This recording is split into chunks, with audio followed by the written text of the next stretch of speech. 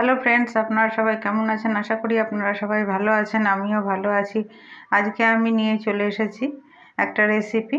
আমি আজকে বানাবো বাঁধাকপির ঘন্ট।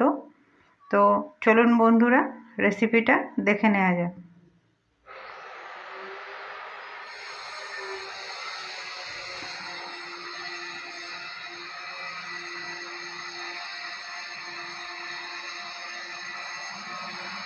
আমি প্রথমে বাঁধাকপিটাকে ধুয়ে কেটে নিয়েছি। এবার আমি গ্যাসটা ধরিয়ে দিয়ে কড়াইটা বসিয়ে কড়াইয়ে বাঁধাকপি দিয়ে দিয়েছি। এবার আমি এর মধ্যে দিয়ে দেব জল, দিয়ে একটুখানি ভাপিয়ে নেব বা সেদ্ধ করে নেব।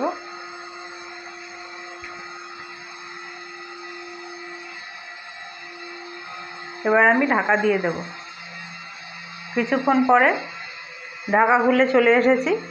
বাঁধাকপিটা সেদ্ধ হয়ে গেছে। এবার আমি এটাকে নামিয়ে নেব, দিয়ে জলটাকে ছেঁকে নেব।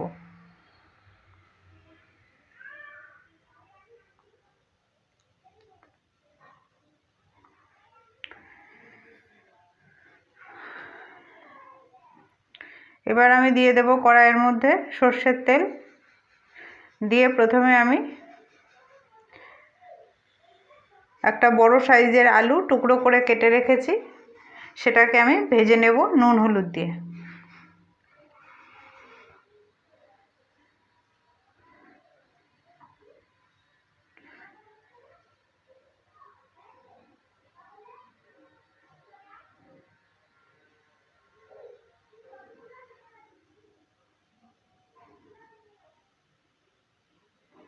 দিয়ে দিলাম সামান্য একটু লবণ,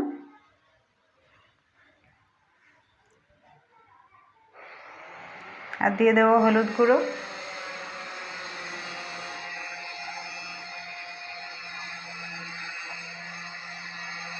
আলুগুলো ভাজা হয়ে গেছে, আলুগুলোকে এবার আমি তুলে নেব।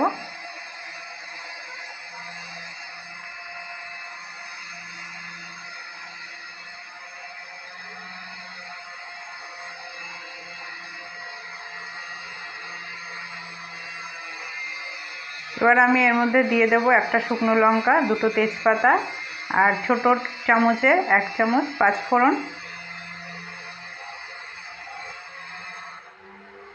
এরপর আমি এখানে একটা গোটা পেঁয়াজ কুচিয়ে রেখেছিলাম, সেটা দিয়ে দিলাম।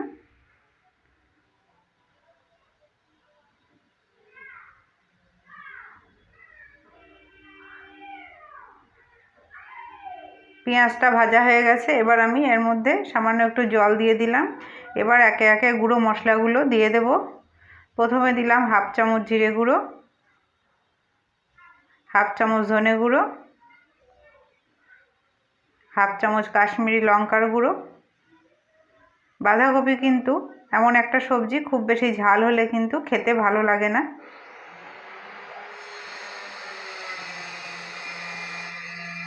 আর দিয়ে দেব 1/2 চামচ আদার পেস্ট। এই মশলাগুলোকে খুব ভালো করে ভেজে নেব। এরপর আমি এখানে দিয়ে দেব 3টে চেরা কাঁচা লঙ্কা,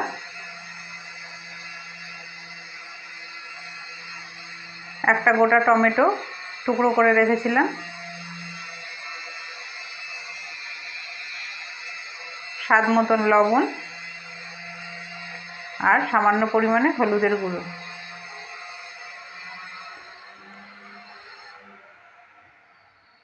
মশলাটাকে খুব ভালো করে কষানো হয়ে গেছে। এবার ভেজে রাখা আলুগুলো দিয়ে দিলাম, আর দিয়ে দেবো কিছুটা মটরশুঁটি।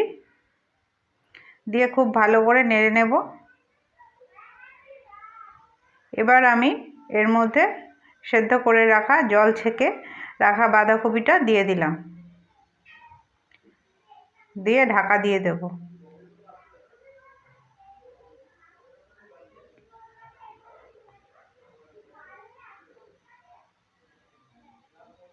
কিছুক্ষণ পরে ফিরে এসেছি। তো এখন একটু নাড়াচাড়া করে দেব। নাড়াচাড়া করে আবারও কিছু সময়ের জন্য ঢেকে দেব।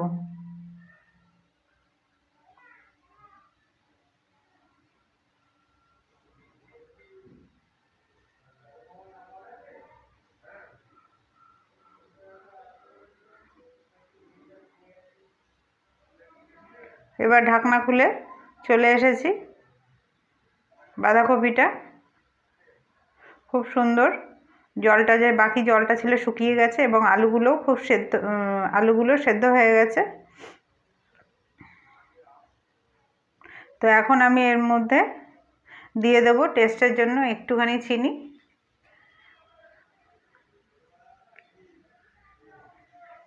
এবার দিয়ে দেব একটু গরম মশলার গুঁড়ো,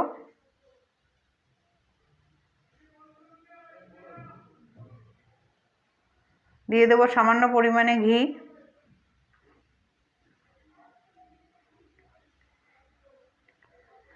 এর মধ্যে একটা ভাজা মশলা 1 চামচের মতন ছড়িয়ে দেব, আর দিয়ে দেব ধনেপাতা কুচি, দিয়ে সবগুলোকে খুব ভালো করে মিশিয়ে নামিয়ে নিলেই তৈরি হয়ে যাবে বাঁধাকপির ঘন্ট। এটা রুটি, ভাত, পরোটা সব কিছুর সাথেই কিন্তু খুব সুন্দর খেতে লাগবে। ভিডিওটা ভালো লাগলে লাইক করে দিয়ে পাশে থাকার অনুরোধ রইল। আপনারা কমেন্টের মাধ্যমে জানাবেন আপনারা কিভাবে বাঁধাকপি বানান।